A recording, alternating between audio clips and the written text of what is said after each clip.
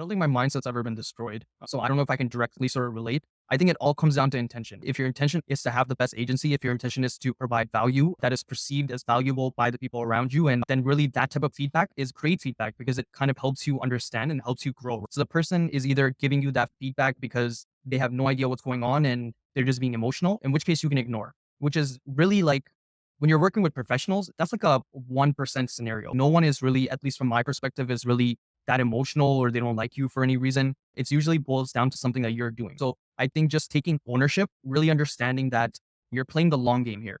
This one situation doesn't dictate what you're going to be doing next year. And really, it's better that you receive this feedback now, that you can assess it and you can kind of plan around it, than you receive it next year, because eventually you are going to run into this problem. And it's probably something you are doing, and it's probably something that's within your control that you can improve. So really, when you do get that sort of feedback, what you need to understand is that you need to keep moving forward. That's the number one most important thing. So either you get good feedback or you get bad feedback.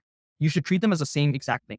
You will assess them later. You have things to do which you need to do right now in order to maintain and sustain your business. And that is what you need to do right now.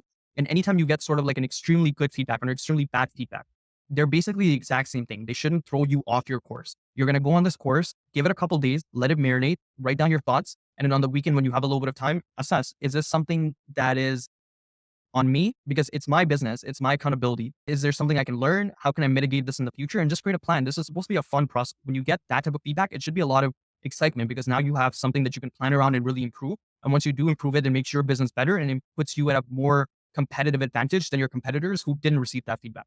So yeah, it's just play the long game, treat everything as feedback and give it some time, plan around it and mitigate it in the future.